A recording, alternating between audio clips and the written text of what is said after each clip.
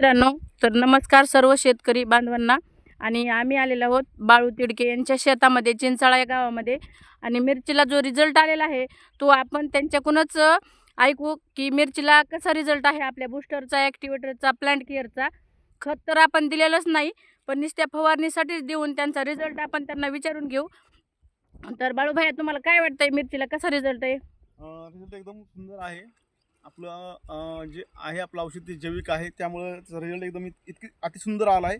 आणि जी मिरची साईज आहे ती साईज ही बघण्यासारखी आहे. खूप सुंदर साईज आहे. सगळ्यांनी यूज करायला पाहिजे का? 100% यूज करायला पाहिजे. बरं, असे काही काही शेतकरी म्हणतात दमाने रिझल्ट येतोय, किंवा जैविकचा रिझल्ट नाही, किंवा ऑर्गॅनिकचा रिझल्ट नाही, रासायनिकचा फास्ट येतोय. तर तुम्हाला किती दिवसामध्ये दिलंय आणि किती दिवसात रिझल्ट वाटतोय तुम्हाला? घेऊन औषध घेऊन झालं 8 दिवस, 10 दिवस आणि फवारून झालं 8 दिवस.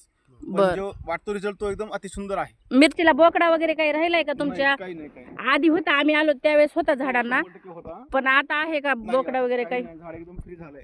मग तर सगळ्यांनाच शेतकऱ्यांना हे यूज करायला पाहिजे, 100% कारण त्यांचं नुकसान पण होणार नाही. तुम्ही रासायनिक आणून टाकताय, पूर्ण मिरचीला बोकडा लागतोय आणि पूर्ण म्हणजे नुकसान होतंय. तर टमाटे पण त्यांचे बघू शकतात मित्रांनो, एवढा जबरदस्त रिझल्ट आहे.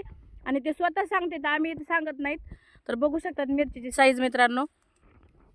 तर आमच्यासोबत गोपाळगिरे मॅडम आहेत, आमचे सानप साहेब आहेत, आमच्या कवटेकर मॅडम आहेत. तर सगळ्यांनाच एक वेळेस यूज करून बघा नक्की. Good I am C.